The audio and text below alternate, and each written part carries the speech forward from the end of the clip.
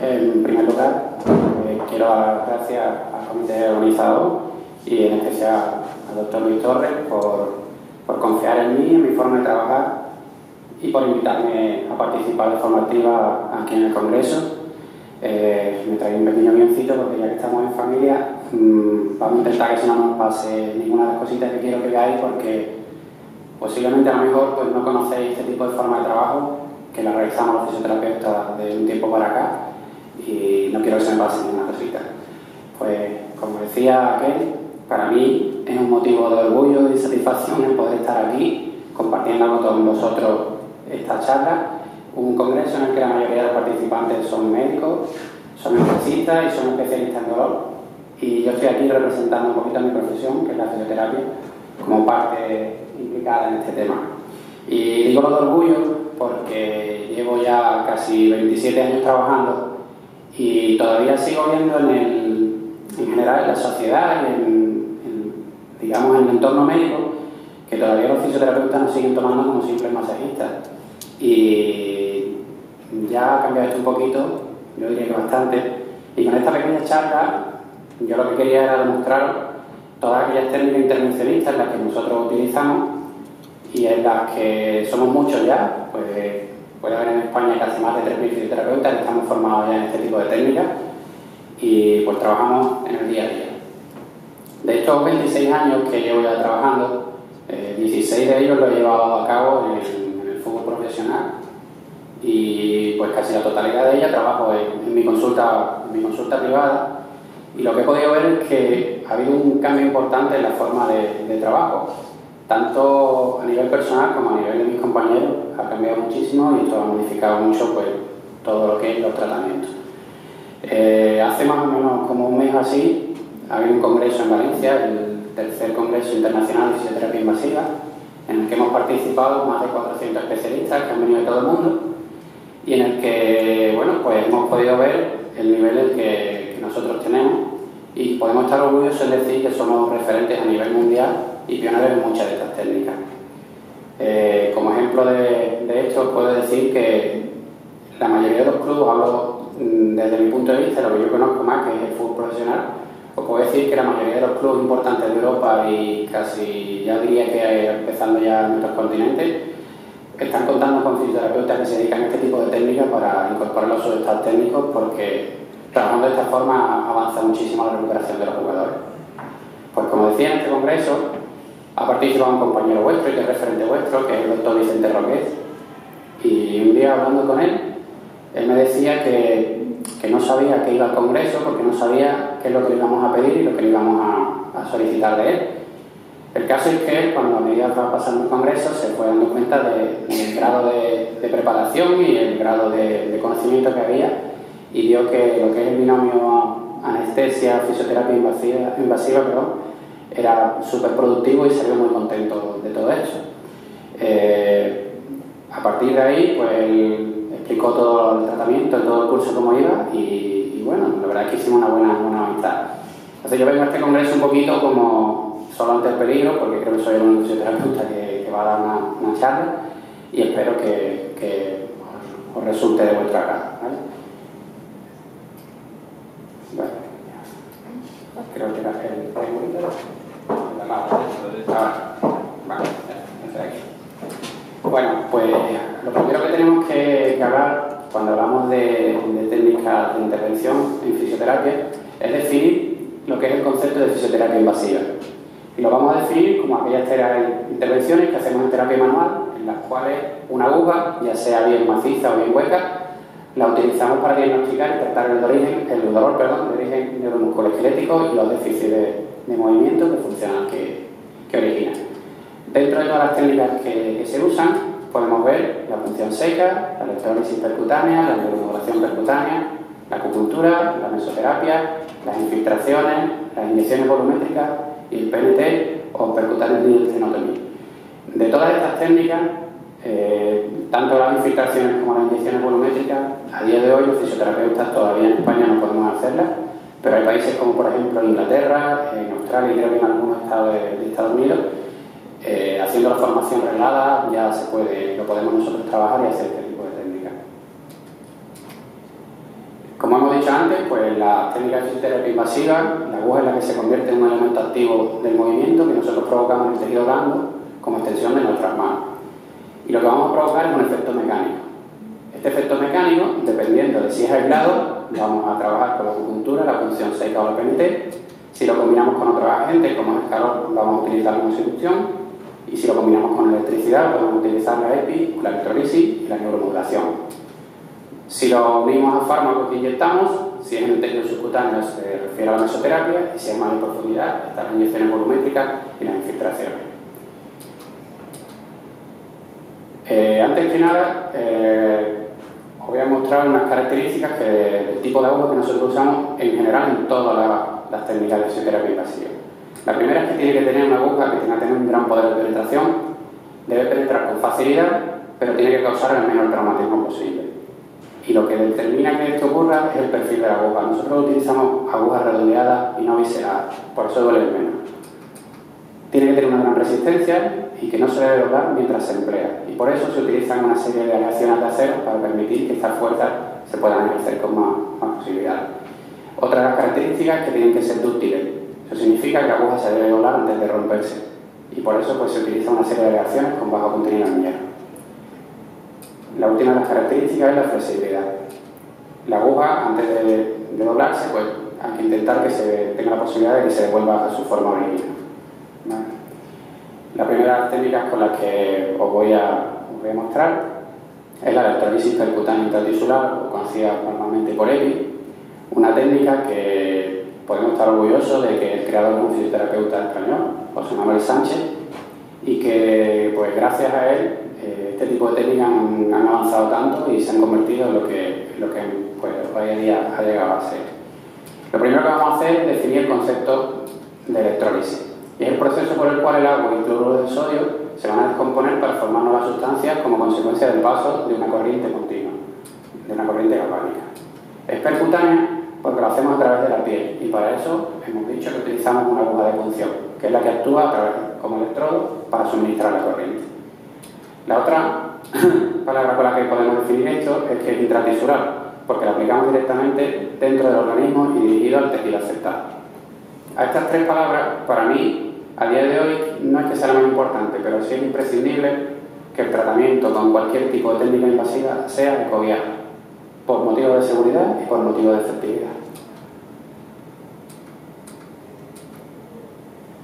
Hay que decir que la electrolisis es una aplicación de fisioterapia dentro de la electroterapia que se utiliza a través de un procedimiento mínimamente invasivo y que está recogido dentro de las competencias del fisioterapeuta, dentro de la Ley de Ordenación de Profesiones Sanitarias. ¿Qué efectos produce la electrolisis percutánea? Va a provocar principalmente dos efectos. El primero, asociado a la utilización de la aguja, y el segundo, asociado al efecto eléctrico que vamos a suministrar a través de la aguja. El efecto mecánico se basa principalmente en el movimiento que hacemos con la aguja al actuar sobre un tejido. La aguja, al ser introducida y al realizar movimientos sobre ella, va a enroscar una serie de estructuras de la célula y lo que va a provocar es que se induzca la remodelación de la matriz extracelular. Todo este complejo mecanismo es lo que se denomina como mecanotransducción.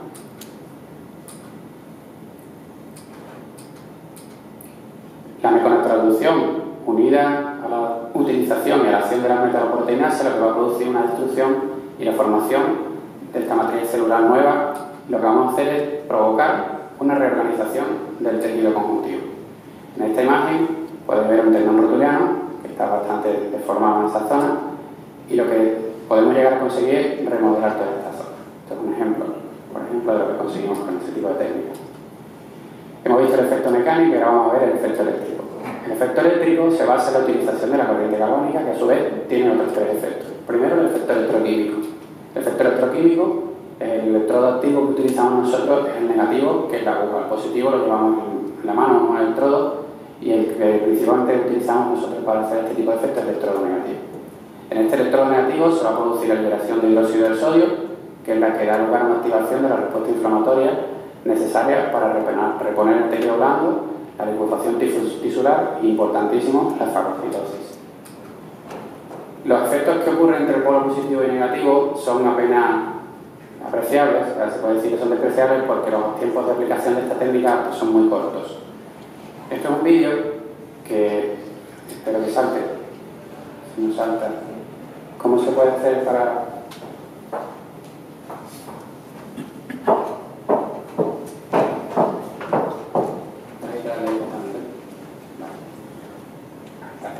En este vídeo podéis ver en un vaso con agua el efecto que produce en la aguja la liberación del gas de dióxido de sodio. Nosotros ahora veremos después el tipo de aguja que utilizamos.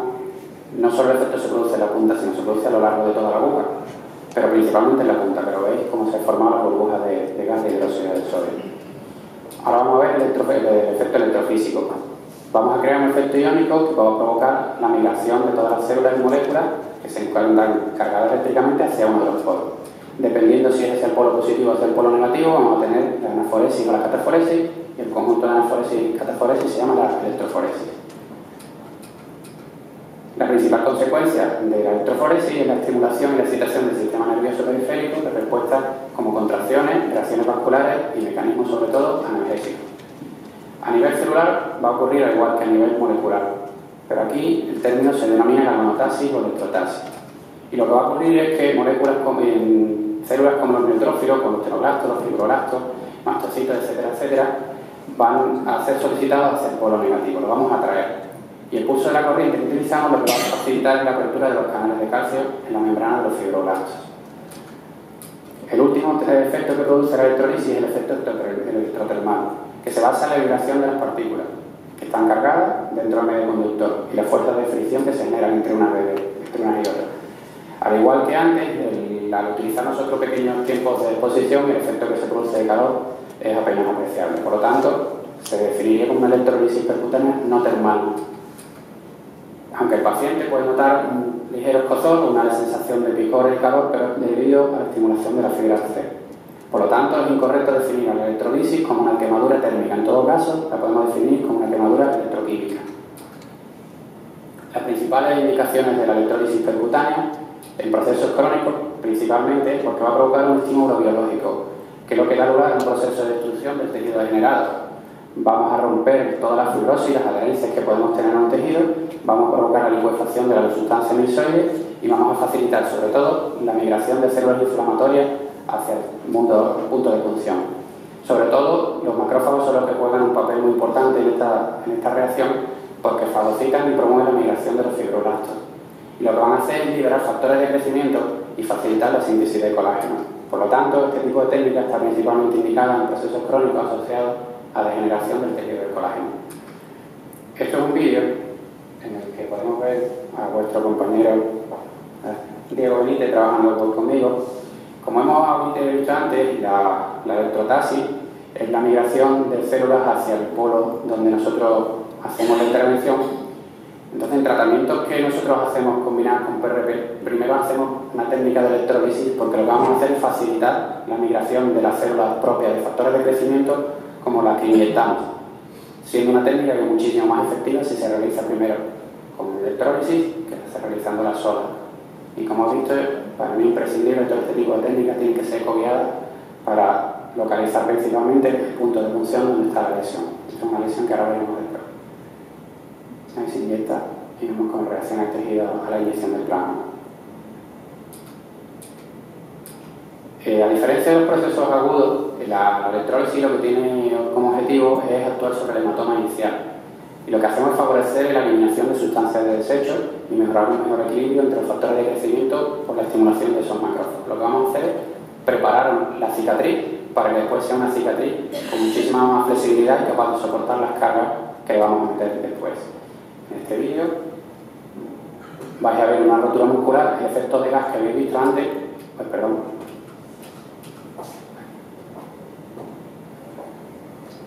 ¿Veis el efecto de gas que se liberaba antes en el agua? Pues aquí, en una rotura muscular, vemos cómo se libera el hidróxido de sodio, lo que favorece la licuefacción de todo el hematoma y la preparación de esa cicatriz para el posterior esfuerzo. Antes hemos hablado de las características generales de las agujas y principalmente ahora vamos a hablar de las agujas especiales para la electrólisis. Tiene que ser una aguja indolora, como he visto antes, con un diseño de puntas redondas, porque tiene mejor penetración y mejor deslizamiento de los tejidos. Tiene que ser de acero inoxidable, que tenga una elevada visibilidad ecográfica, porque son agujas muy finas, como las que utilizáis vosotros, entonces es muchísimo más difícil verlas en ecografía. Tienen que ser agujas sin revestimiento, mejor que no se utilicen siliconadas ni con un tipo de revestimiento de aceite, para facilitar la conducción eléctrica. Deben de tener un mango de acero trenzado, que es lo que garantiza estabilidad a la hora de introducirla. Normalmente se utiliza agujas sin cabeza, porque lo que se facilita con esto es la introducción en el manico de los equipos de tratamiento. Normalmente se utiliza un tubo guía que permite la inserción rápida sin dolor. Y vamos a utilizar, dependiendo de la profundidad a la que queramos actuar, normalmente grosores de 30 milímetros para profundidades de hasta 60 milímetros y de 0,35 para más de 75. Normalmente se utiliza una aguja no teflonada para utilizar y para facilitar el efecto llamada y que la migración sea del tejido sano al efecto, digamos, a la zona que hemos actuado. Hemos visto antes que al hacer la reacción de las burbujas salen por toda la aguja, pero principalmente por la zona de la punta, un efecto que ahora veremos más adelante. Esto es un ejemplo de las agujas que suelo utilizar en consulta. Estas son las más grandes, de hasta 100 y 120 milímetros. Dos tipos principales de aplicación de la electrólisis percutánea. La primera es utilizar alta intensidad con tiempos cortos y la segunda es baja intensidad con tiempos largos. La de alta intensidad tiempos cortos vamos a utilizar a partir de 1 miliamperio y normalmente entre 3, 4, 5 segundos hasta 15, dependiendo de la capacidad de soportar el dolor que tenga el paciente. Lo que vamos a provocar con esto es un efecto analgésico y estimular la reacción de regeneración del colágeno. Pero sobre todo vamos a provocar con este tipo de utilización es la estimulación a nivel local, segmental y a nivel cortical. La utilización de baja intensidad a tiempos largos se hace más o menos entre 0,3 mA hasta 1 mA con tiempos de hasta 50 y 80 segundos. El efecto principalmente aquí es un efecto analgésico y se utiliza sobre todo para estimulación local. Estos son diferentes tipos de aparatos que hay en el mercado ahora mismo para la aplicación de electrólisis. Lo que os he explicado antes del efecto de las burbujas, cuando se aplica una corriente externa utilizando una aguja como electrodo, la corriente lo que tiende es a pasar directamente por toda la aguja, pero principalmente va a actuar por las zonas de donde hay mayor densidad de carga, es decir, por la punta. Es lo que se llama el efecto punta, que es un efecto electrofísico que se produce por la acumulación de energía en las zonas donde hay menor volumen o densidad. El tejido degenerado normalmente tiene menor bioimpedancia que el que está sano, por lo tanto la aguja tenemos que afinar mucho a la hora de ponerlo. Normalmente en el electrólisis la efectividad de la corriente suele ocurrir alrededor de los 2-3 milímetros alrededor de la aguja. Por lo tanto, hay que ser muy efectivo a la hora de acertar con el punto liano. Aquí veis un vídeo en el que mirad cómo se provoca en la punta solo el efecto punta. Está la aguja entera, pero la reacción solo aparece por la punta. Esto es un aparato que hay en el mercado, lo que quería mostraros. Por ejemplo, bueno, el aparato en el dispositivo tiene un manípulo que es el que normalmente donde va insertada la cabeza de la aguja y un electrodo que es el positivo que o bien se coloca en la mano o bien se coloca a nivel cercano con un adhesivo. Por experiencia propia, la electrólisis suele provocar un poco de dolor y además ese dolor es necesario para provocar una activación a nivel central. Los pacientes suelen preferir tener en la mano algo agarrado porque les da sensación de seguridad y como una especie de descarga a través de tener algo apretado. Bueno, unas pequeñas consideraciones que quería decir que es que importantísimo que cuando nosotros actuamos sobre un tejido tiene que haber una relación directa entre la ecografía, la imagen ecográfica y el problema. Nosotros no nos dedicamos a pinchar imágenes, nos dedicamos a pinchar en un tejido que realmente es el culpable de la lesión. No porque un tejido que ahora veremos esté degenerado es necesario de actuar sobre él. Por eso es imprescindible correccionar los síntomas con las alteraciones que hay en la lesión. ¿Vale? Todo lo que hemos hablado y todas las técnicas de fisioterapia invasiva no sirven de nada si después de hacerlas no hay un estímulo mecánico. El estímulo biológico siempre se tiene que acompañar de un programa de ejercicio activo, ya sean en carga excéntrica, isométrica, como queramos. Estas cargas lo que van a hacer es remodelar el colágeno en dirección de la solicitación que nosotros tengamos para esa estructura.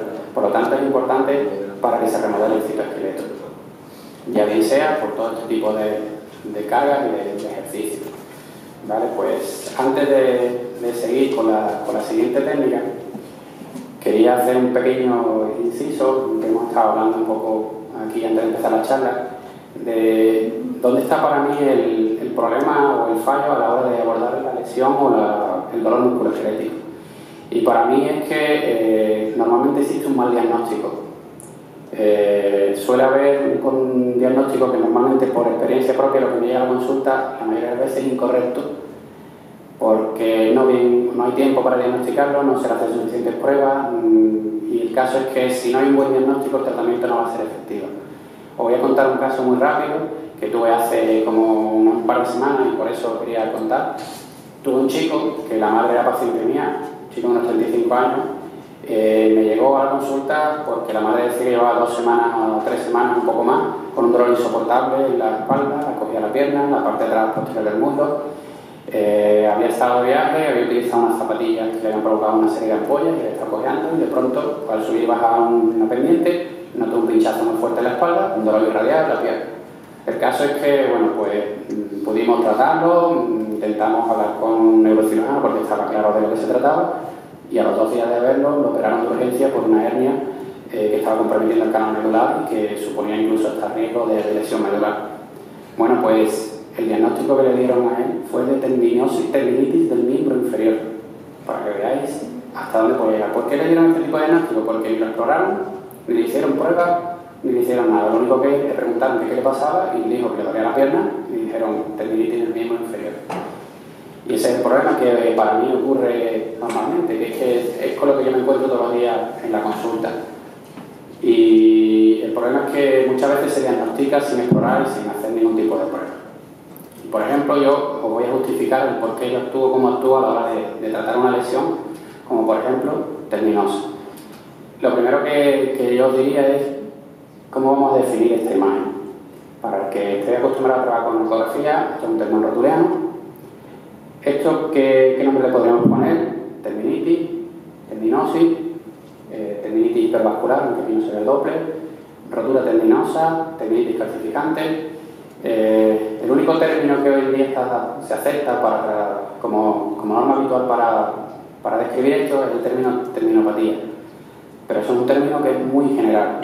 Y nosotros lo que tenemos que intentar es individualizar todo lo que son este tipo de lesiones. Por ejemplo, esto es un tendón que está engrosado, que tiene roturas e intrasustancias, que tiene calcificaciones, que tiene una grasa de Hoffa hipertrofiada, que tiene un paratendón inflamado y sobre todo que es doloroso y que cuando se ejercita y se prueba y se hace las pruebas necesarias para ver cómo funciona, no responde, es doloroso. Entonces, este tipo de tendones no deberíamos de describirlo de forma general, sino intentar afinar lo más posible porque va a ser el éxito del tratamiento. Una de las cosas que tenemos que tener primero claro a la hora de definir esto es que eso no es una inflamación. Eso no es un proceso inflamatorio. Las tendinitis realmente no existen. ¿Por qué? Porque no hay suficientes mediadores bioquímicos ahí dentro para demostrar que es una inflamación, según los estudios que hay lo más reciente. Lo que sí está claro es que esto es un proceso crónico, un proceso degenerativo, que dependiendo de la carga que nosotros sometamos a ese tendón, va a reaccionar de una forma u otra. Si no duele y lo sometemos a cargas excesivas, podemos provocarlo en un tendón con unos tenocitos sensibles, con una excesiva cantidad de proteoglicano que van a retener agua y van a hacer que este tejido se engrose. Pero no por eso este tejido tiene que ser doloroso. ¿Este engrosamiento es patológico? Pues no tiene por qué. Porque depende del tipo de carga que nosotros le hagamos a este tendón. Si no es doloroso y nosotros nos pasamos la carga, podemos volverlo un tendón reactivo y ser doloroso.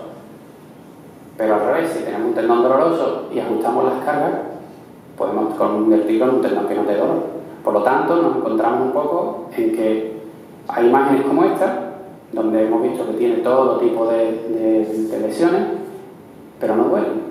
Entonces, ¿cuánto importa la imagen a la hora de dar un diagnóstico?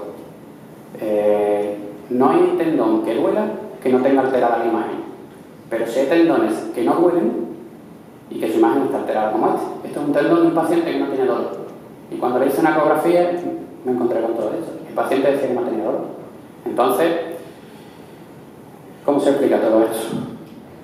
Existe otro tipo de lesiones, como puede ser esta, son una calcificación dentro de un tendón. Lo único que muestra eso es que ese tendón está sometido a cargas de presión.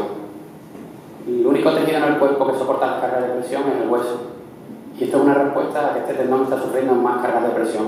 El tendón está preparado para soportar lo que son cargas tensiles, pero no de tensión, de presión.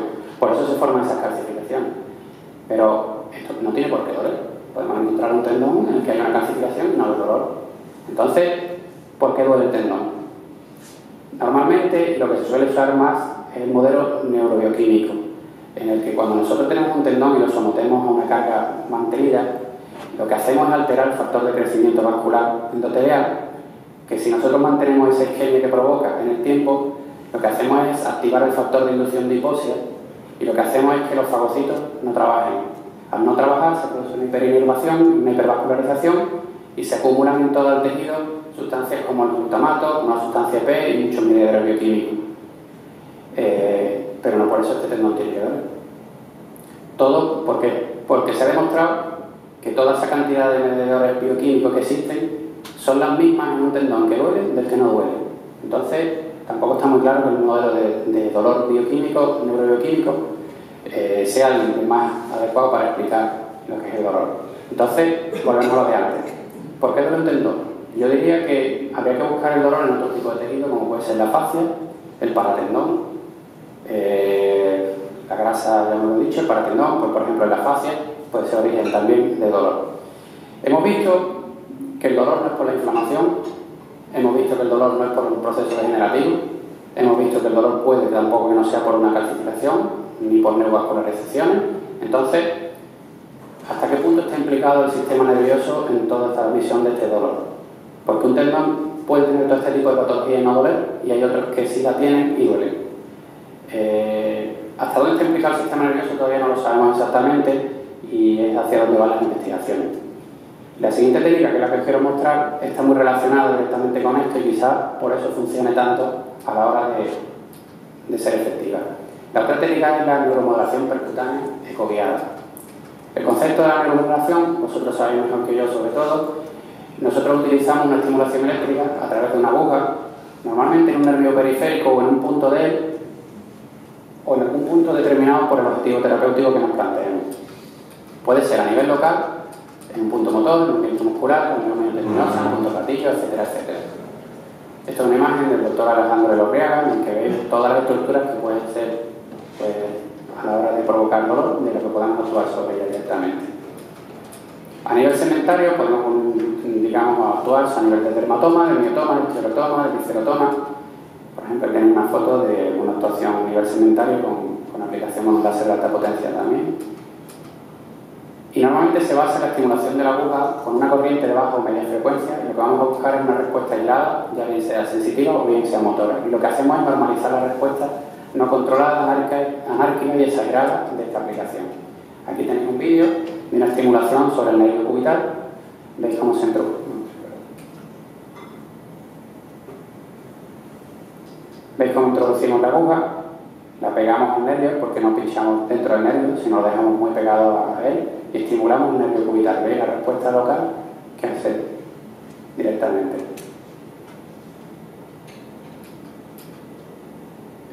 La elección de parámetros que se utilizan es una controversia muy variada. ¿Por qué? Porque hay una gran variedad de bibliografías y sobre todo la experiencia personal actúa aquí y influye muchísimo. El parámetro que se utiliza más importante normalmente es la frecuencia, que va a variar en función del tipo de fibra nerviosa que queramos estimular y del tejido que esté interpuesto entre la aguja y el propio nervio. Normalmente se utilizan frecuencias bajas, entre 1 y 10 Hz. Aquí veis, por ejemplo, un tratamiento para una ciatalia, en la que hemos combinado distintos puntos a nivel del nervio ciático, en el peroné, un punto local a nivel del cuadro lumbar, y veis la respuesta que produce.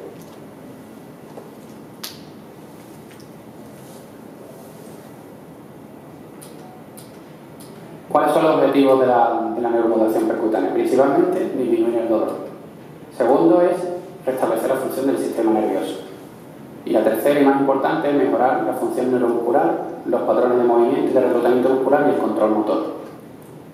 Aquí veis, por ejemplo, otro vídeo en una intervención sobre los nervios tibiales, plantares y mediales y la respuesta que se produce.